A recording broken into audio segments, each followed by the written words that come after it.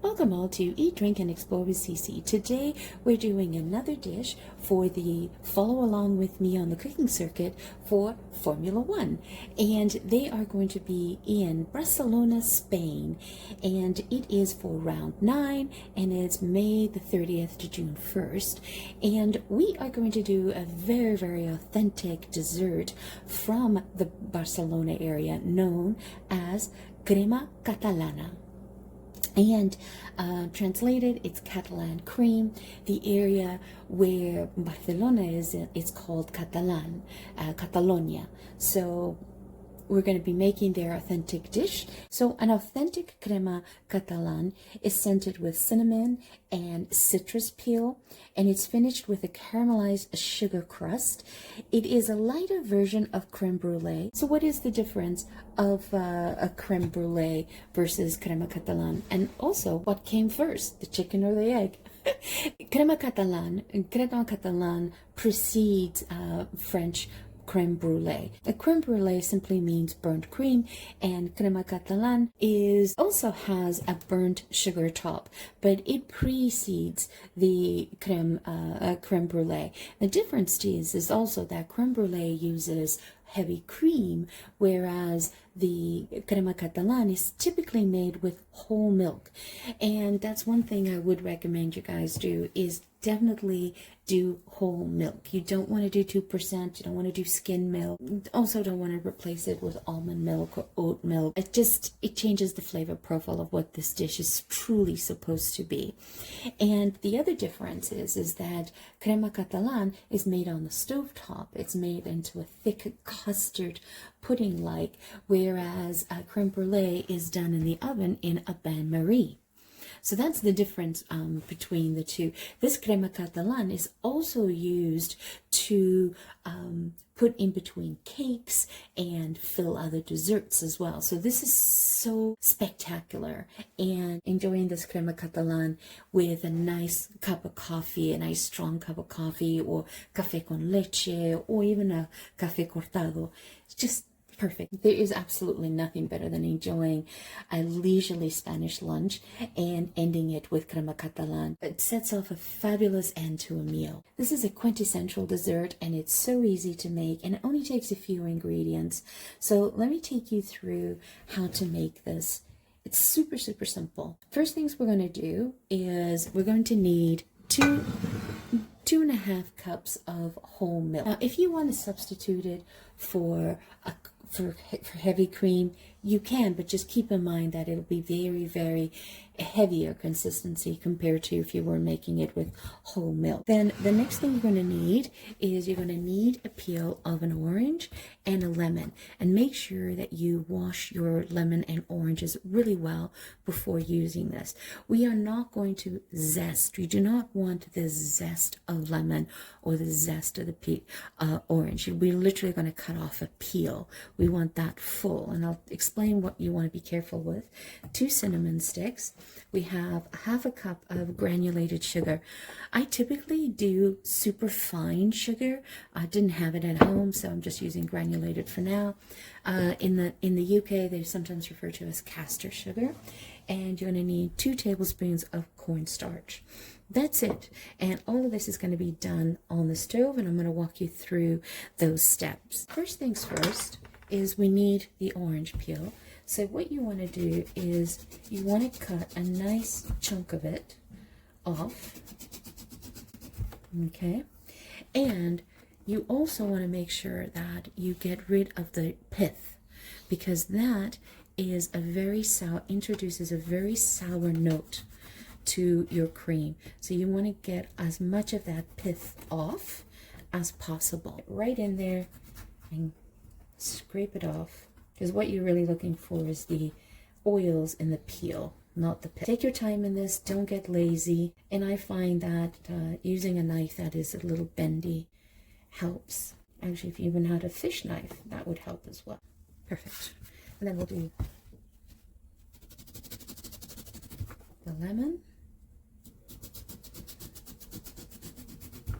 Same thing. Don't be shy. Get right in there and get as much of the pith off as you possibly can, because it's the oils from the skin that is going to aromatize the milk. All right, that should do it. So let's move over to the stove and get the cream started. Now, you don't have to do 2 cinnamon sticks. We like cinnamon here, so we always like to over flavor with cinnamon. So what you're looking to is you're looking to simmer this milk, bring it up, simmer it, so that you're infusing the milk with the flavors. So what you're going to do now is, while you're waiting for the milk to simmer, I've put in just about a tablespoon of water and taking the 2 tablespoons of cornstarch, and we're going to create a slurry. So you see here, I put a half of it in. I'm going to add a little bit more water. Okay, so now comes the eggs. We're going to need, you can use like 5 to 7 eggs, right? But what we're going to do is we're actually going to use the egg yolk only.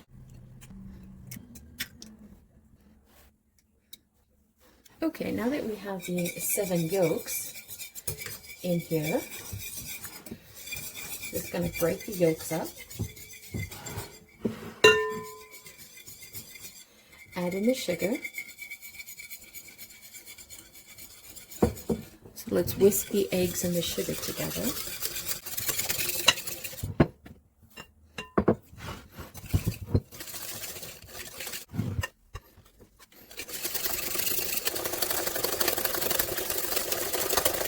And so what you want to do is you want to beat the eggs and the sugar until you get a pale yellow color. You'll know when it's the right time because you'll stop hearing the sugar granules at the bottom of your bowl. Okay, so something happened to the camera. So what I did was I beat up the eggs with the sugar until it was pale. Then I added in the cornstarch slurry and mixed that in really well. And then I went and got a little bit of milk that was simmering, and I'm bringing up the temperature of the egg to the same temperature as the milk, so that when I mix this in with the milk, it's not going to curdle or create scrambled eggs. And so what I do is I watch this and see how thick it is, and if I need to add more cornstarch, I'll add more cornstarch, but I'll manage that when I mix everything in the pot. So let's go mix the milk and this egg mixture together now.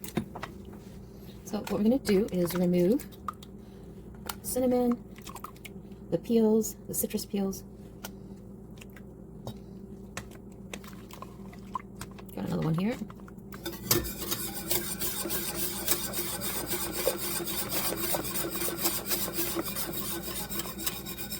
So once you put it in, you want to put the stove on low, and you want to whisk constantly in the pot because you do not want to scramble the eggs. And you're waiting for it to thicken. Trust the process.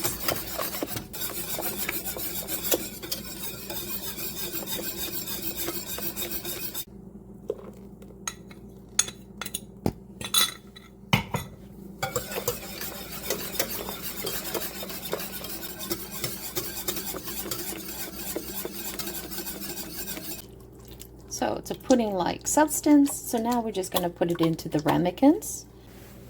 So just incorporate this.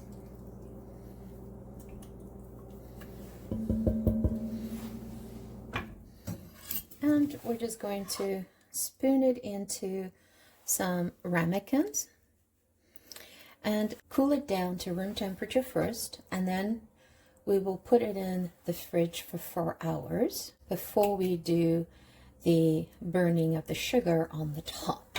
This is a traditional dish, and then it'll all congeal once it's set. Okay, so we'll just let those sit at room temperature, and then before we put them in the fridge, we'll cover them with plastic wrap to prevent a skin from forming. Okay, so I just took these out of the fridge. They were in the fridge for about 7 hours.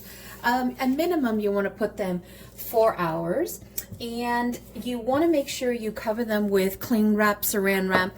You don't want to create a skin on it, and you want to take this off. So the trick is you want to put some sugar now at on top of the crema, and you really do want to coat the entire surface. This is a dessert. You want to do 2 tablespoons. I have never personally tried this with stevia or monk fruit or swerve, so I've only done sugar. And then we get a handy torch. And if you don't have the torch, you could put this in the oven at the really close to your top grill, but you gotta watch it. And the idea is to get that nice burnt toast on top. It's a great little gadget to have in the kitchen, I can tell you that. Lovely. We'll let that harden. And on this one,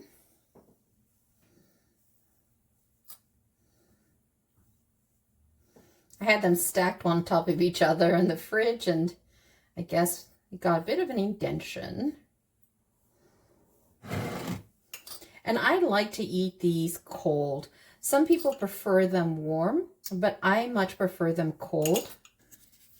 Now, when you are, just a little thing, when you're using a torch like this, right?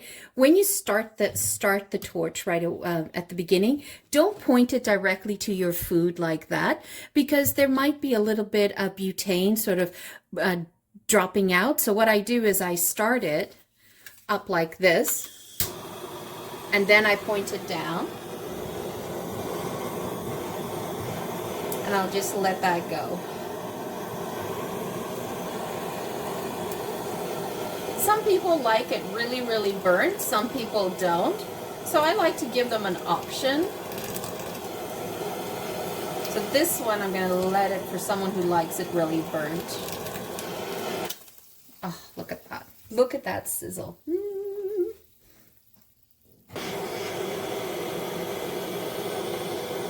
I love to see sugar crystallize.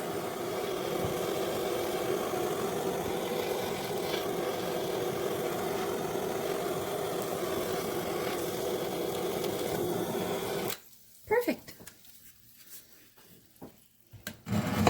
So you can see this one's super, super dark in there. The other thing is, be super careful when using a torch. Do not touch this part, because that's hot. I did accidentally touch that, and I ended up burning a little bit of my palm. So don't do what I do. Be careful with that. Safety first. So here you have some great desserts. Crema de Catalan. You can serve it just like this with a great cup of coffee on the side, or you could take and put some berries on it. Just dress it up with some berries. So there you have it, Crema de Catalan, and it is a staple in Barcelona. It is part of the daily culture of eating. This is a standard dessert that moms will whip up really quickly and in the morning and have that ready for evening. And now that we've did the sugar on top, I want you to listen. It's hardened. Isn't that great? And then if you just pop in here, let me try this one.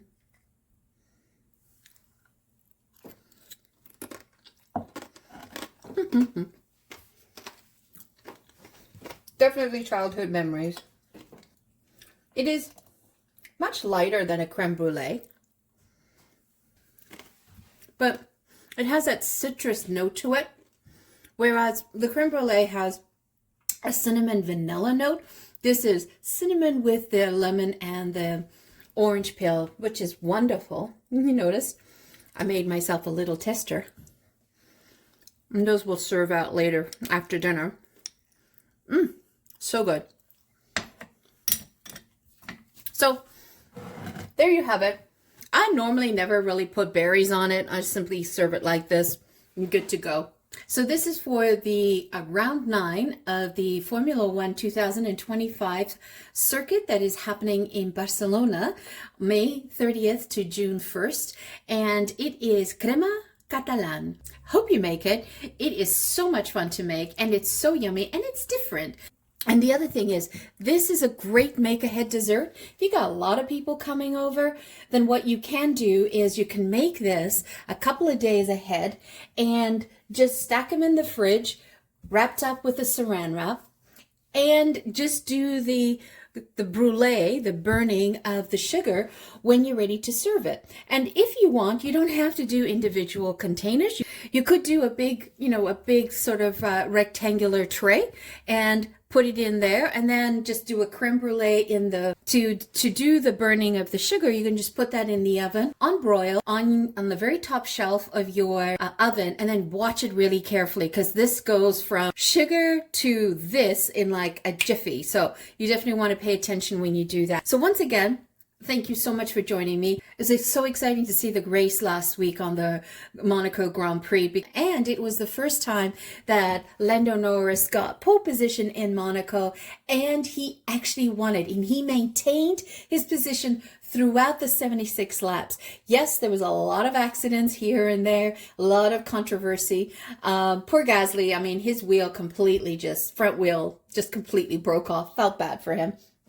But we had Lando Norris, who won Monaco Grand Prix for the first time. And then you had Charles Leclerc, and he was a man on a mission. They kept saying that Ferrari's car was not ready for that track, because they're not good for low speed corners. But let me tell you, he was right behind Lando Norris. He did not let up.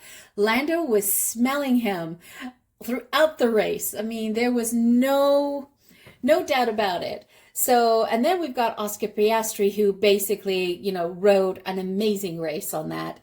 I hope you guys enjoyed watching the race. So now let's see who is going to win the Grand Prix for Barcelona, at the Circuit de Barcelona. And it is going to be a fun little race to see. And this is also a weekend where they'll be unveiling some new car parts and tweaking that they're doing. So let's see if that changes the standing order of the car. So once again, thank you so much for joining me. If you're first time joining me, welcome. If you're a returning champion, thank you so much for your love. And this is the Formula 1 Cooking Along the Circuit episodes that I do, where I cook a regional dish for each country that the Formula 1 is in that current weekend. And I'm having a ball doing it, learning a lot about different nations and exploring their cuisines. So once again, thank you so much for joining me. Have a fabulous day. Ciao for now. Don't forget to hit subscribe.